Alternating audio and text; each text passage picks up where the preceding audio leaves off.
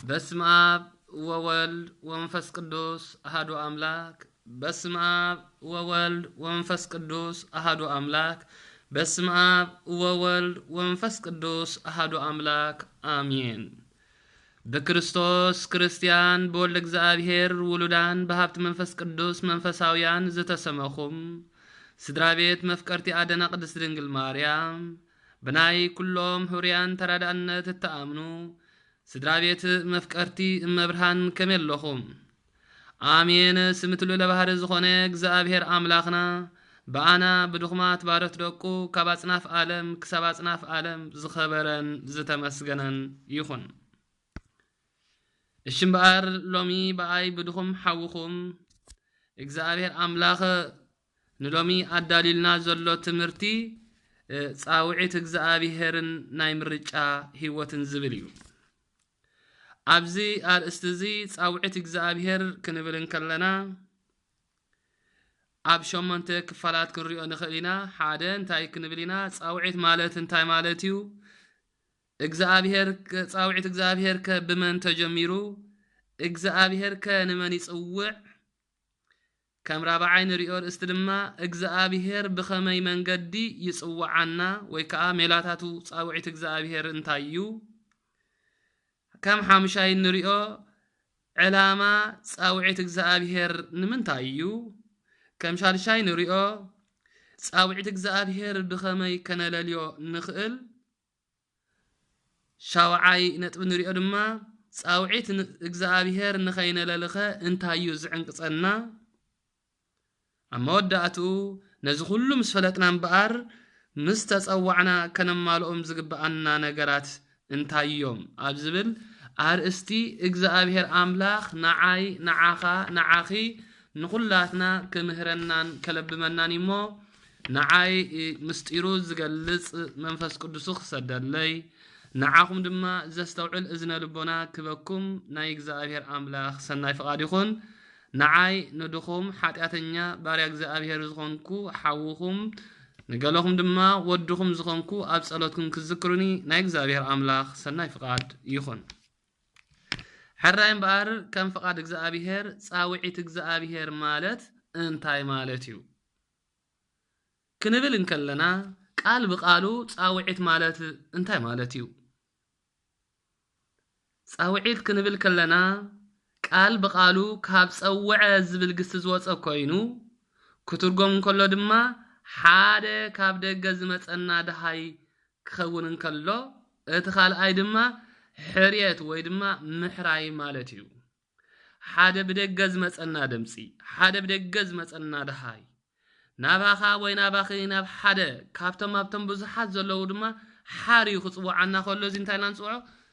ጻውዒት እግዚአብሔር ንብሎ። ንኣብነት ሓደ ሰብ ብስምና ምስ ዝጽውዓና ኣቤት ናይ ምባል ድምፂ ንምልስ። ሓደ ሰብ ስምካ ስምኪ ስመይ ጸዊዑ ፈሊ ምስ ዝጽውዓና ይሄ ናይ ምባል ድምፂ ነቕርብ። እምበኣርከስ እቲ ፈቃርን ርህሩህን ዝኾነ እግዚአብሔር አምላኽና እውን ንኹላትና ብዝተፈላለየ ነገራት ይጽውዓና እዩ። ጻውዒት እግዚአብሔር ክንብል እንከለና እምበኣር እግዚአብሔር አምላኹን ንዓይን ንዓኹምን ብዝተፈላለየ ነገር ገይሩ ይጽውዓና እዩ። ምኽንያቱ እቲ ናይ ሰብ ጻውዒት ብእዝንና ምስ ንሰምዖ መልሲ ድማ ንህበሉ ኢና። ናይ እግዚአብሔር ጻውዒት ክንሰምዕ ገና ኣእዛን ልቦና ክህልወና የድሊ። ድምፂ እግዚአብሔር ክሰምዕ ድምፂ እግዚአብሔር ክሰምዒ ኣእዛን ልቦና የድልየና ኣሎ። ኦኬ እምበኣርከስ ክልተ እዝኒ ኣለዋ ማለት እዩ። ምኽንያቱ ድምፂ ናይ ሰባት ክንሰምዕ ብእዝነ ስጋና ክንሰምዖ ከለና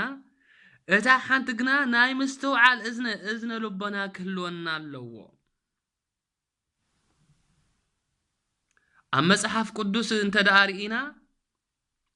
ኣብ ቀዳማይ ሳሙኤል ምዕራፍ 3 ፍቕዲ 8 ዘሎ ታሪኽ ናይ ሳሙኤል ኢና እንርኢ። ኣብዚ እንተደኣ ርኢና ሳሙኤል ሳሙኤል ሳሙኤል ኢልኳ እንተጸውዖ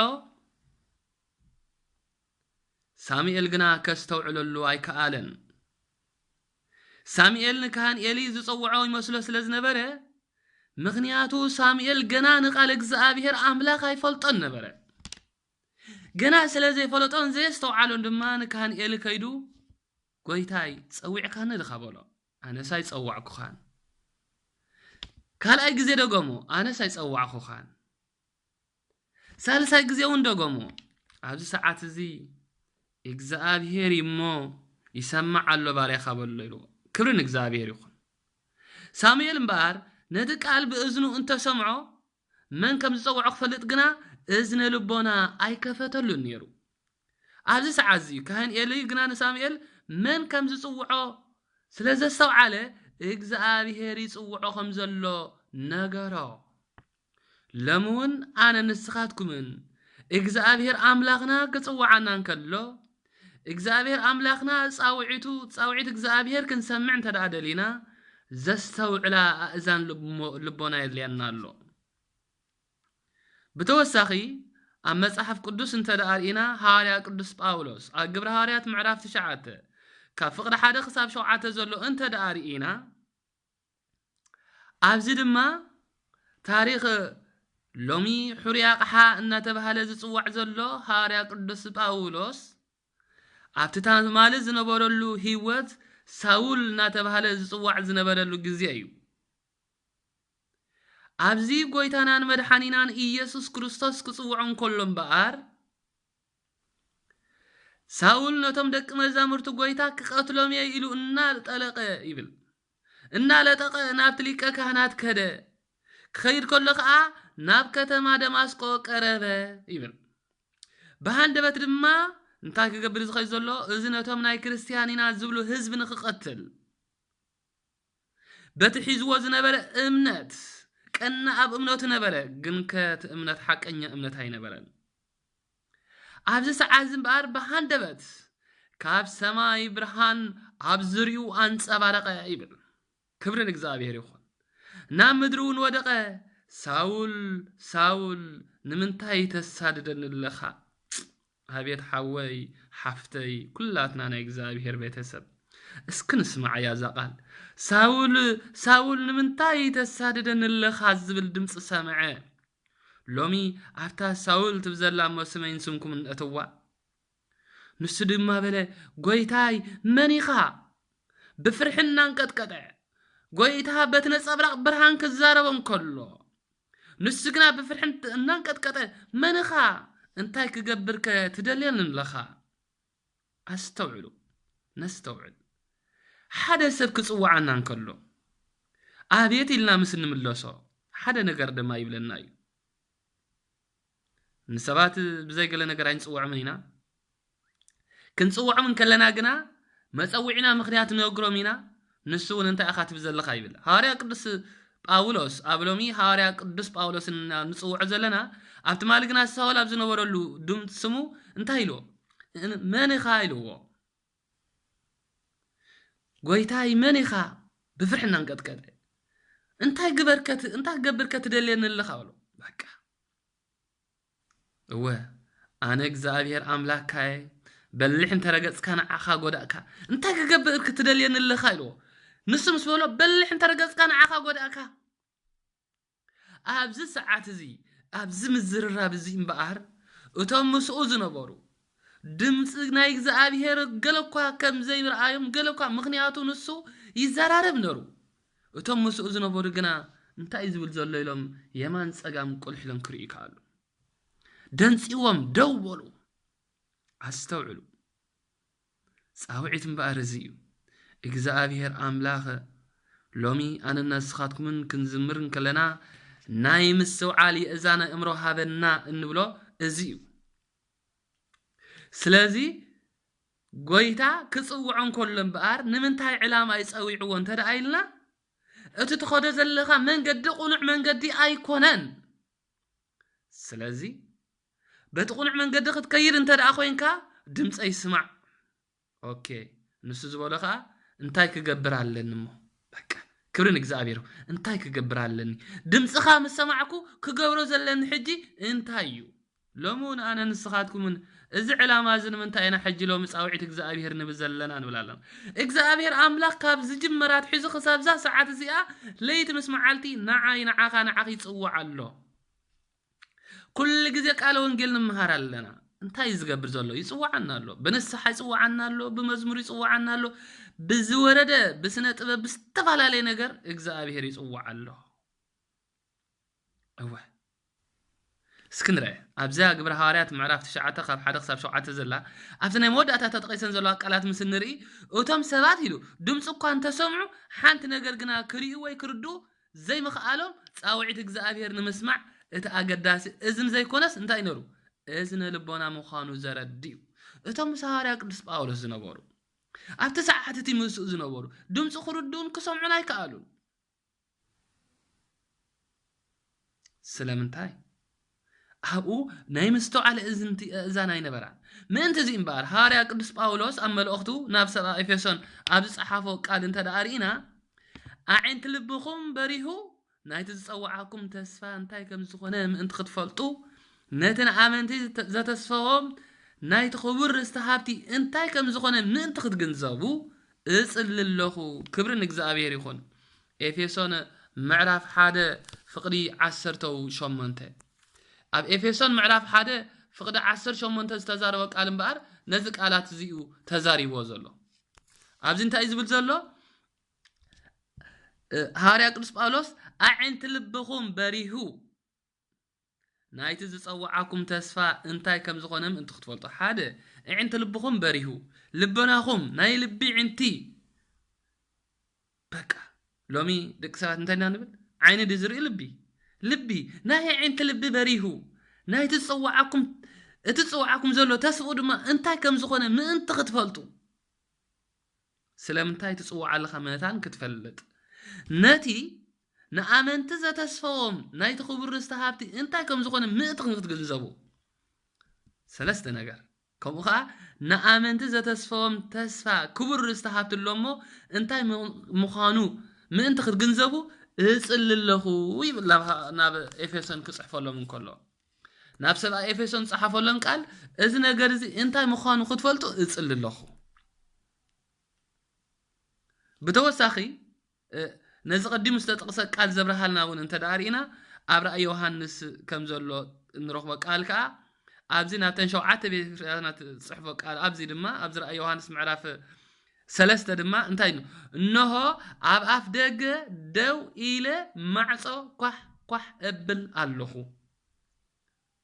እንታይ ይገብር ኣለኹ ኣበይ ኮይነ ኣብ ደገ ኮይነ ማዕጾ ቤት እንታይ ይገብር ኣለኹ ይኩሕኩሕ ኣለኹ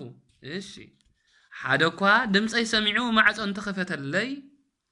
ናብኡ ከኣቱ ምስ እውን ክድረር ኣብ ማኣዱ ክቕመጥ እየ ንሱ ምሳይ ክቕመጥ እዩ ክብርን እግዚአብሔር ይኹን ራእይ ዮሐንስ ምዕራፍ 3 ፍቕዲ 20 ኣብዚ እውን እንታይ ዘሎ ይጽውዕ ዘሎ እንሆ ኣብ ኣፍ ደገ ደው ኢለ ማዕጾ ኳሕ ይብል ኣለኹ ጻውዒት ናይ ማዕጾ ኩላህና ከም ንፈልጦ ሓደ ሰብ እንተዳ ኳሕኩሕና ኣብየት ናይ ምባል ከይና ንኸፍቶሞ ነቲ ዘጋጠመና ድማ ድምፁ ሰሚዕና ኣብታ ሓጎስ እንተሊና ምሳና ክሕጎስ እዩ ኣብታ ሓዘን እንተሊና ምሳና ክሓዝን እዩ ስለዚ ጎይታ ኢየሱስ ክርስቶስ ዝብል ዘሎ እምበር ኣነ እውን ማዕፀይ ክሕኩሕ ኣለኹ ድምፀይ ሰሚዑ ካሕኳሕተይ ሰሚዑ ዝኸፈተኒ ኣነ ምስ ኣለኹ ክብርን እግዚአብሔር ይኹን ሎሚ እቲ ዝሕኩሕ ዘሎ ማዕጾ ቤት ተባሂሉ ዘሎ ልብና እዩ እግዚአብሔር አምላክ ንልብና ይኩሕኩሐሎ እግዚአብሔር አምላክ በስተፋላለይ መንገዲ ይጽዋዓና ኣሎ ነዚ ኢዮብ ክዛረብ ከሎ ሰብ እኳ የስተውዕለን እምበር እግዚአብሔር በስተፋላለይ መንገዲ ይጽውዕ ይብል ኣዋ ኣብዚ ከነስተውዕሎ ዘለና እምበር ማዕጾ ተባሂሉ ዘሎ ልብና ክኸውን እንከሎ እቲ ኳሕኳሕ ዝብል ድካ እንታይ እቲ ኳሕኳሕ ዝብል ቃል ድማ እቲ አምላክ ዝገብረልና ዘሎ ጻውዒት እዩ እቲ ኳሕኳሕ ዝብል ዘሎ ድምጺ እቲ እግዚአብሔር አምላክ ንዓይን ንዓኹም ዝገብረልና ዘሎ ጻውዒት እዩ ስለዚ እግዚአብሔር አምላክ ኣብቲ ማዕድ ህይወት ንኽንሳተፍ ናብቲ ቁኑዕ እምነት ንኽንመጽእ ወይ ድማ ካብቲ ጸልማት ህይወት ተኣሊና ክንነብር ማዕጾ ልብና ይኩሕኩሕ ኣሎ እሞ ንቕልበሉ እሺ ማዕጾ ይኩሕኩሕ እንድሕር ኣልዩ من خاز قحقحا بمبال مع صن مخفات نغوي لكع دما እግዚአብሔር አምላኹን ሎሚ ይቆحቆحና አሎ ጻውዒትና ንምልላይ ጻውዒትና ድማ እታ ቅንዕት መንገዲ ንስሓን ህይወትን ከምኡ ድማ አገልግሎት ኮይኑ በሐጎስ ናይ ዝመጸዋዕታ ዋናታት ክንከውን ይግባአና ምክንያቱ ጻውዒቱ መሰለለና ነታ ቅንዕት መንገዲ ሒዝና ንንስሓ ህይወት ከምኡ ድማ ንአገልግሎት ዝፈለጥናዮ ፍልጠት ድማ ንኸነገልግል በሐጎስ ናይ ዝመጸዋዕታ ዋናታት ክንከውን እግዚአብሔር ይጽዋዓና አሎ ምክንያቱ ፍሪኡ ዘለዓለማዊ ህይወት ክንወርስ ዘለዓለማዊ ህይወትን ክብርን ክረክብ ሰብ ስለምንታይ ጽዋዓካ ሓደ ነገር ክትገብር ወይ ምዝደለካ ወይ ካ ነስ ዝደለ ትኸዶ ዘለኻ መንገዲ ጌጋ እንተ ዳልካ ጌጋ መንገዲ ንኽብለካ ማለት እዩ ነዚ እምበር ኣብ ምሳሌ ምዕራፍ 14 ፍቅድ 12 ኣብዚ ጻውዕት እግዚአብሔር ነቲ ቁኑዕ መንገዲ እግዚአብሔር እንለለሉ ኮይኑ ጻውዕት እግዚአብሔር እንታይ ነን ዘለና ነቲ ቁኑዕ መንገዲ እግዚአብሔር እንለለሉ ኮይኑ ንሕና ደቂ ሰባት ድማ ብዙሕ እዋን በቲ ቁኑዕ ዝመስለና መንገዲ እኳ ንምራሕ እንተኾንና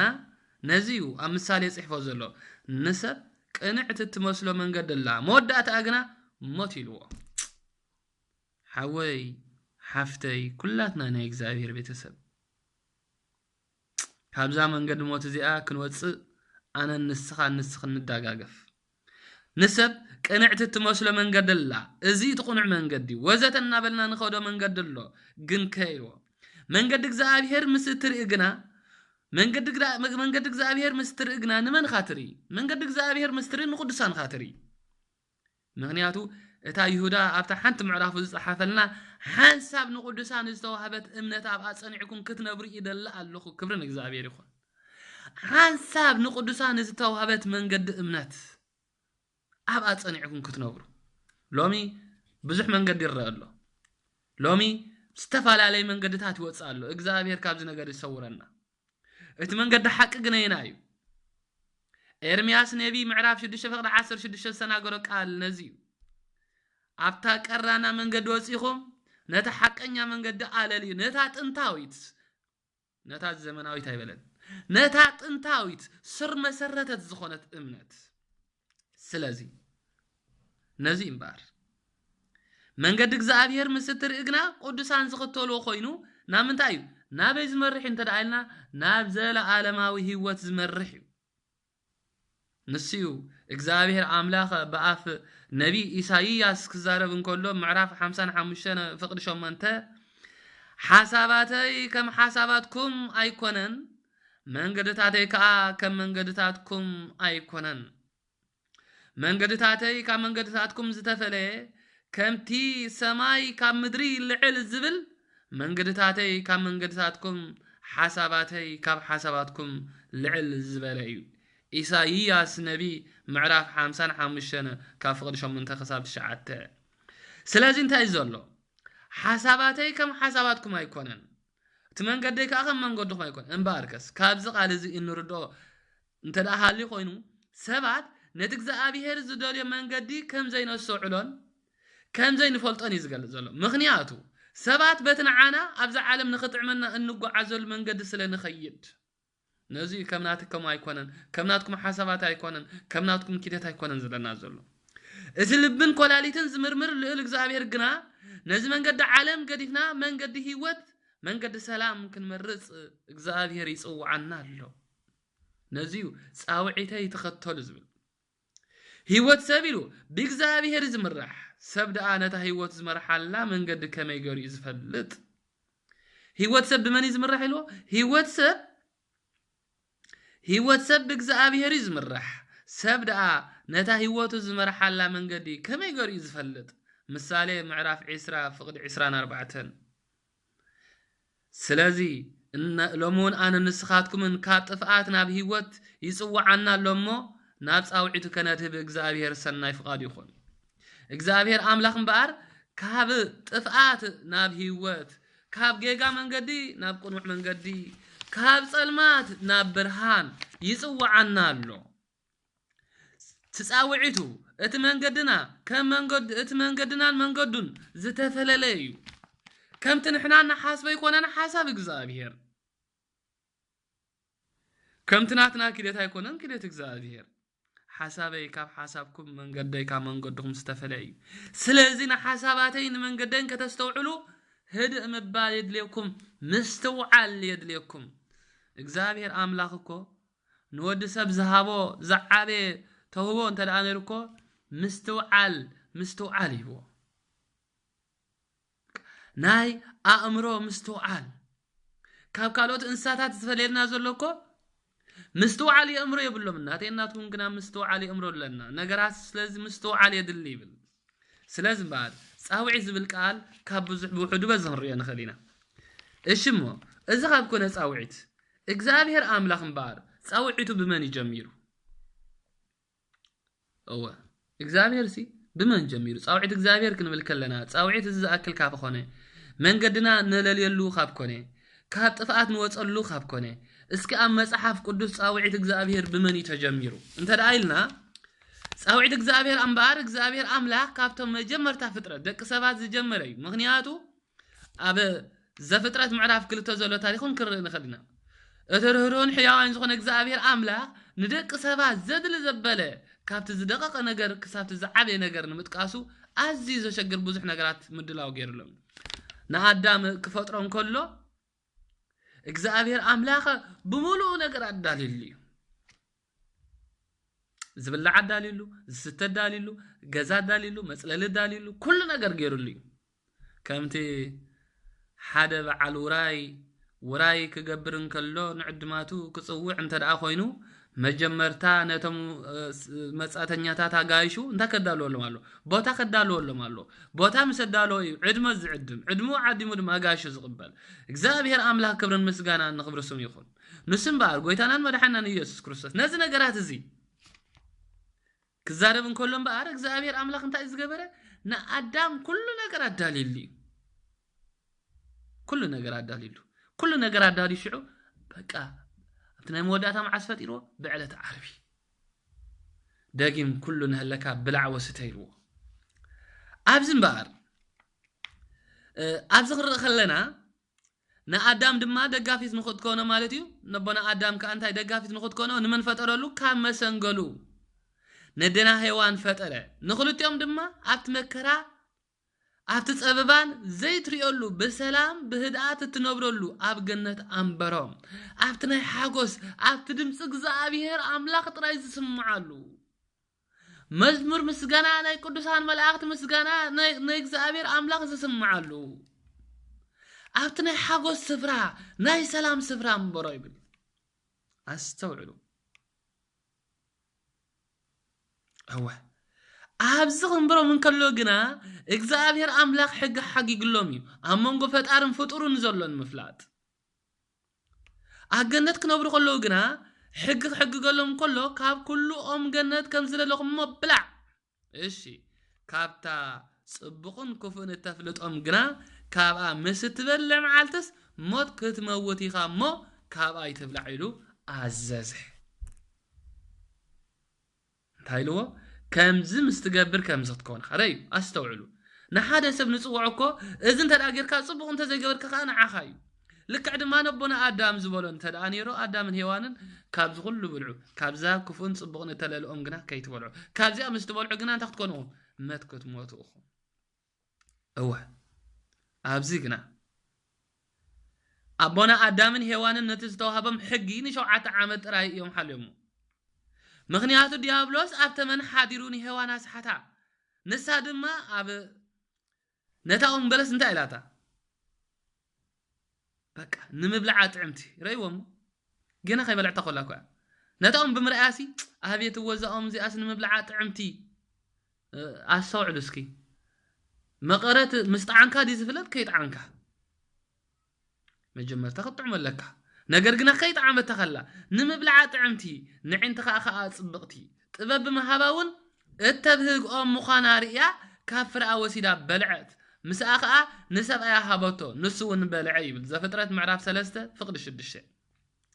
جنا خاي بلع تخلى وغمزلومي انا نسخاتكم النجرات بدقوم نريهم مو كي اتنا من كلنا ابيت و نتبهله بعينتنا نطمتهم ዝጠመትና ያብኹን ሁሉ ድማ መወዳእቱ ጥፋት ይኹን እግዚአብሔር ካብ ነገር ሰውረና ስለዚ ነዝብ ምግባሮም ነቲ ሕግ እግዚአብሔር ጣሓስዎ ስለዚ ከአይ ብሰንክ ክፉእ ግብሮም ካብ እግዚአብሔር ተሰጉ ትእዛዝ እግዚአብሔር ብሰንክ መፍራሶም ትእዛዝ እግዚአብሔር ብሰንክ ዘይመስምዖም ካብ እግዚአብሔር ተሰጉ እንተኾነ ግና እግዚአብሔር በቲ ጽሕድታ ዝሰባብር ንሃልሃል ተሓውዝ ዘጥፍእ ንምድሪ በጃ ዘንቀጥቅጥ ድምፁ ገይሩ ከዓ ክጽውዖም ኣብ ገነት ክመላለስ ሰምዑ አዳምን ሔዋንን ከዓ ካብ ገጽ እግዚአብሔር አምላኽ ረዩ ካብ እግዚአብሔር አምላኽ ኣብ ማእከል ኣእዋም ገነት ተሓቡ ሰምዕ ደለና አቤትወ እግዚአብሔር ንአዳም አቤልኻ እናበለ ኣብ ሰዓት ጻውዒት ጀመረ ኦ አዳም አቤልኻ አዳም እንታይ ዝገበረ እንተዳ አይልና ነቲ ኣይትግበር ዝተባሃለ ምስ ገበረ ካብኡ ድማ እንታይ ገበረ ዝነበሮ ጸጉእ ተገፈ እግዚአብሔር ካብ ነገር ይሰውረና ኣሕዋተይ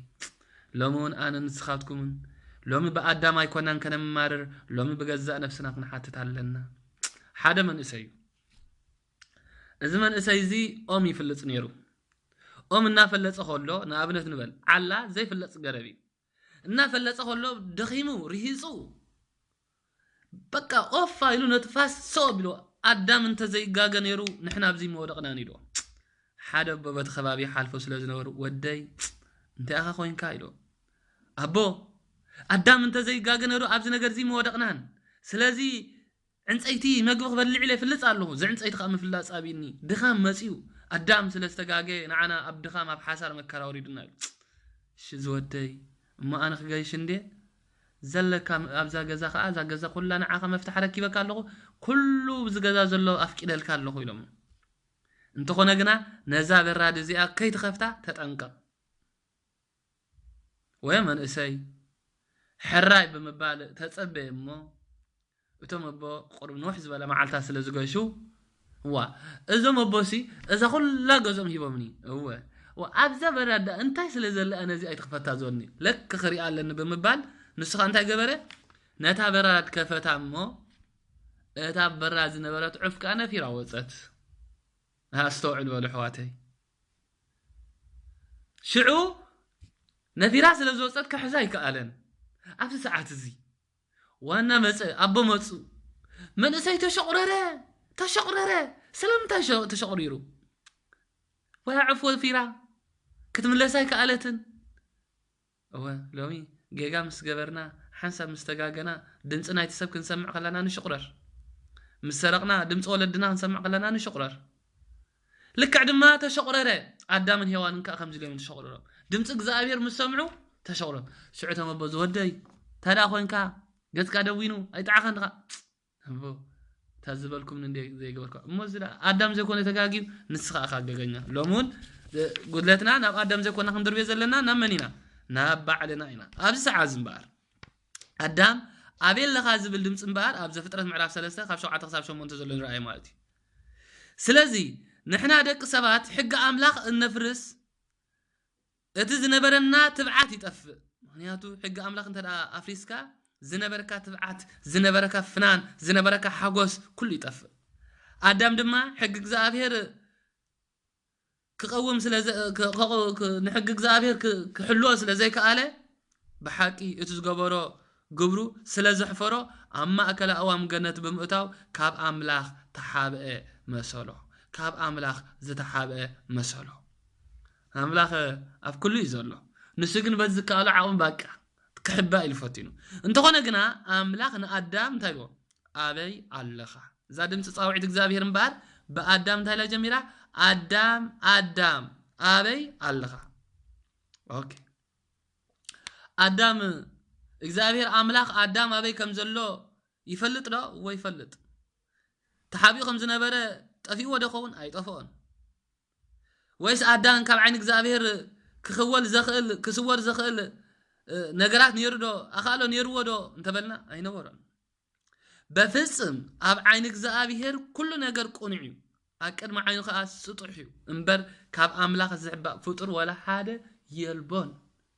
مسلم انتهى دا أدامي له إبراهيم معرف 4:10 كاب إجزابير ولا حدا نجر كلك إلمو سطح مخاني زجلس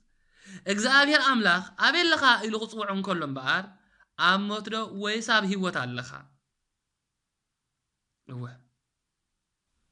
سلازي أبي لخا نمبال كمودما اتوسن زي استوعلن سقا لبيس خد حنا كايا كبل كمانات زي فلت كوينو حاتتو مغنياتو عسب حاتيات انتايدو موتيو إبراهيم معرف شو دشة فقد 23 سلازم بار أدام أبي لخا بمبال حاتتو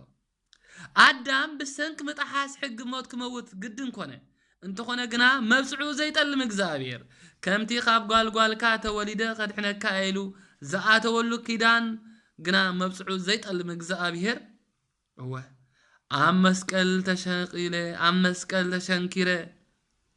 نموتكا بموتي كدم سلكاي حارا خوصاكاي بمبال مبار قال كيدان آتيلو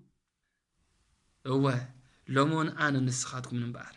لومي إزاوعيت زينا عين نعخاني سلازي كاب جزي آدم جميرو إزاوعيت إجزابير كاب معاس جمر كاب آدم هتحيزو كم تجزابير نا آدم إجزابير أملاغ نا آدم بس أوعيتو زدحانو نعين نعخان نخلو حزب إجزابير مبار نخلو حزب كريستيان نخلو نا إجزابير سنبار إجزابير أملاغ نعانا نحات عندكن كاب زي جميرو بعلو بنبياتو خونه بحوارياتو نهزبن أحزابن ندحنت أقلقلوت يسوع كسابت موداتا غزي دما كصوعيو يصوعالو كصوعيو تمالون صوعيو نحنا دما كاب أملاخ تخويلنا لنا بمبال كاب حاتيات مسرح عبدي أين وعلن زلنا إزقنا سرح عاشيو مخنياتو عاشاس بلبو أملاخ يلني بل مزمور داويت معرف 14 فقد حاده سلازي إجزابير أملاخ قدم بنبيات بحواريات بعلو سبيخيو لمون باقلقل تغيرغا يسبخالو انتا يزبزلو نعو ناباي تملسو سلازي لمون أنا نسخاتكم من بعد كفو سب نجزع رؤسو نص نجزع رؤسو عبي سلازي حاسب إجزابير كم زيلبو إجزابير حاتيات كم زقبلكو أي فلتني بليبل سلازي أي كونان مزمور 33 فقط خلتها إجزابير قنا حات إجزابير كل جزية نعين نعاخمن حاتيات أبن شرح له جزية أبين لخي النابلة أموتس ويا بهوت كم زلنا خنفلت يسوى عنا حاتيات كنقبر كلنا حلنا وقسنا إجزابير يسوى عكالو حلنا وقسنا أنت لأهلو إجزابير يسوى عنا أملاك قنا روح بعال بزوح معرس لازخونه كساب معاسي يسوى عنا كساب متساتو كساب تناي مودة ساعات يسوى عنا أبيت هو تذكر أن جزء بوستا منقسك بمبالغنا أنا نسخاتكمن انتي نخون كابت موت كان ندحن نستوعلو لما تمال عرب استفسم من رأيو أبيت هو ساوعيت نايت بيمان استشغل شفتا من رأيو أو قويتا نحناس ببدلنا إنا نحناس بتتقبأنا إنا تفريد نازل نسخاقن عبرن حاتياتن زي بالكا قنوع زخون كا جزابير أو قويتا أبتمت منقستخا تذكرني بكا أنا بدلنياي نافخا مملاسي حشني بمبال بحق لو مسايب قرنت على الخبرو أستوعلو لومون أنا نسخاتكمن كم زلنا بلنا نابق زابير كن ملس زابير أملاخ لومون نعين نعاكم يسوى عنا له سلز خمزي بل